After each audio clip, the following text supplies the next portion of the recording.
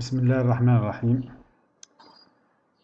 Je me présente, Ayashi Bilal, maître de conférence classe B de l'université de Skikda. Aujourd'hui, on va voir une présentation intitulée Transient Stability Constraint Optimal Power Flow selon le plan de travail suivant.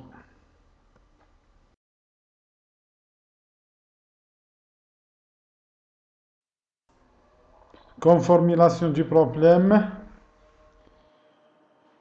la préoccupation majeure au sein des réseaux électriques actuels se situe entre la satisfaction des exigences de la sécurité et de la stabilité. Mais les contraintes dimensionnelles élevées des modèles, la forte non-linéarité des composants, le caractère aléatoire des perturbations, l'application à grande échelle des systèmes FACT et des liaisons HDVC, la croissance progressive de l'intégration des énergies renouvelables rend le processus au régime dynamique, très complexe et difficile. L'algorithme proposé se base sur une approche itérative qui combine ou alterne entre le calcul d'écoulement de puissance optimale et la simulation dans le domaine dynamique. Maintenant, on va voir les systèmes HDVC. Contrairement au système à courant alternatif, l'exploitation d'une ligne à courant continu peut être utilisée pour le contrôle direct du flux d'énergie. Par conséquent, améliorer la stabilité du réseau. Le convertisseur HVDC est modélisé comme une source de tension variable connectée à un jeu de barre alternatif via une liaison, via une réactance équivalente. On fait varier cette tension, il est possible de produire le flux de puissance souhaité, active et réactive du système vers le courant alternatif, du système courant continu vers le réseau alternatif ou inversement. Voici l'organigramme de la stabilité globale du système. D'après I3E Seeger, la stabilité transitoire peut être définie comme la capacité de maintenir le synchronisme après avoir soumis à une grande perturbation telle qu'un court-circuit ou une perte de groupe de production.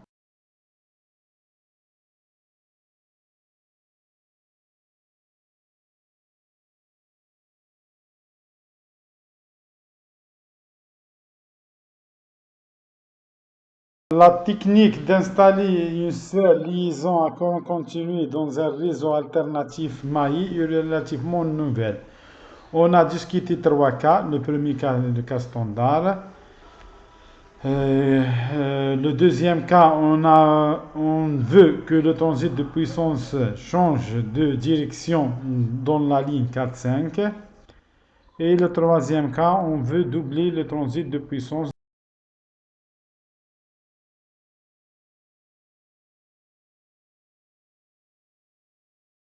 L'HVDC est incorporé dans les systèmes, dans la ligne 4-5. Les puissances actives et réactives spécifient des jeux de barre 15 et 16 sont sélectionnés pour avoir le transit de puissance souhaité.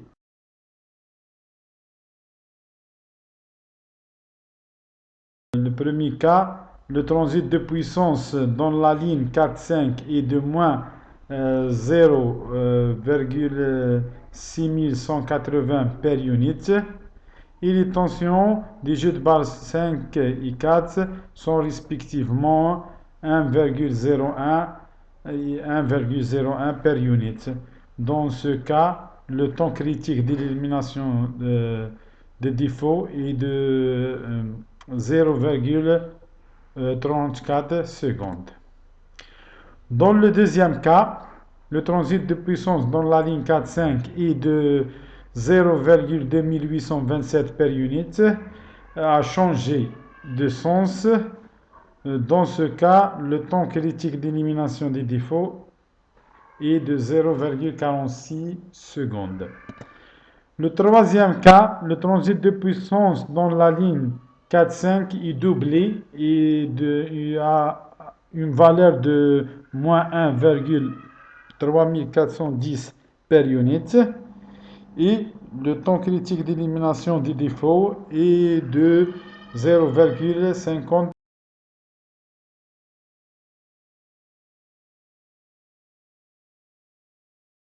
Maintenant, ces dernières années, les systèmes électriques comprennent davantage de structures à courant continu. Parcs solaires ou éoliennes, voitures électriques. Des effets indésirables inhérents à la stabilité transitoire de tels systèmes peut être originaire. Les futurs systèmes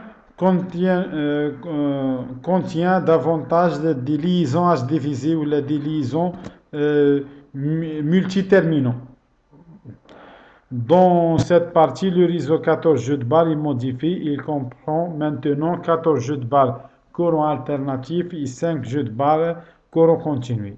Le jeu de barre 19 est connecté à un générateur à courant continu de 100 MW. La fonction principale est de minimiser les coûts associés à la production des générateurs en préservant la déviation de l'angle du rotor dans les limites acceptables.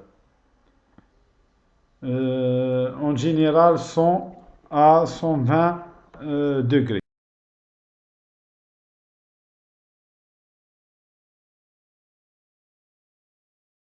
Maintenant, il y a 5 cas à discuter.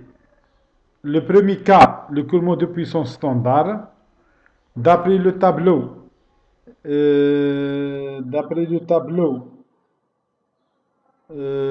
avec cette génération, on peut constater que la stabilité transitoire du système est perdue. On voit dans la figure, elle est perdue suite à un défaut au jeu de barre 1. Le deuxième cas est l'écoulement de puissance optimale standard. La fonction objective est de 8080 dollars par heure. Mais avec cette génération, on a constaté que la marge de la stabilité est violée à la suite d'un défaut ou une perturbation au jeu de barre 1. Les limites ils sont dépassées de 100 degrés.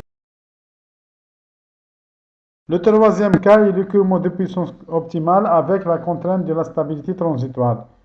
L'utilisation de la contrainte de la stabilité en termes de solution d'écoulement de puissance optimale donne un meilleur résultat et garantit la stabilité du système. Dans ce cas, d'après les figures, les limites où l'angle ne dépasse pas les 100 degrés.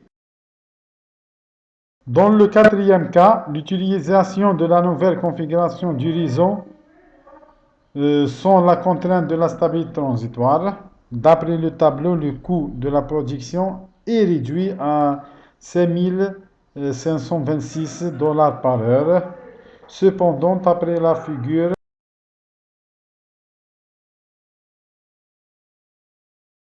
cette génération, on a constaté que la stabilité est violée suite à au jeu de balle 1.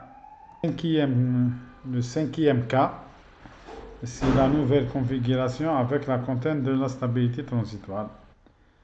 Afin de conserver les limites de la stabilité transitoire, le coût de production passe de 5526 à 5770 dollars par heure.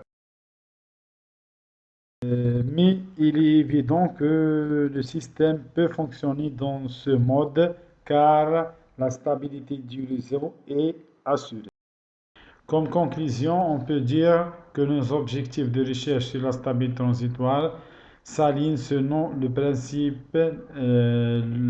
principales définitions contenues dans les différentes normes existantes, notamment celle de I3E.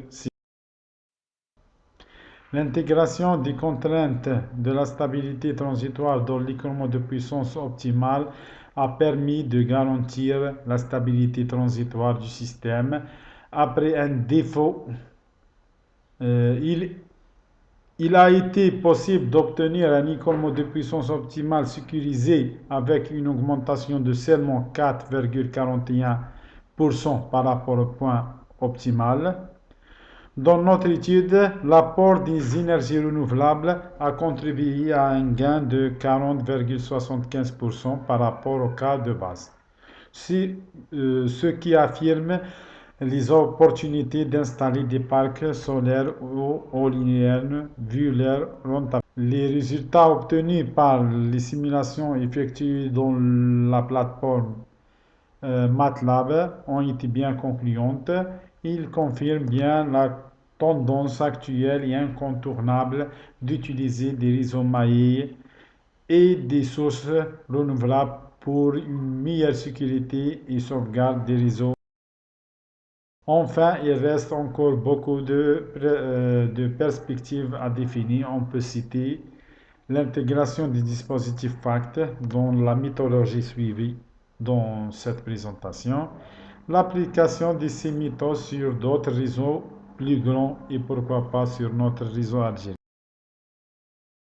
Et merci pour votre attention.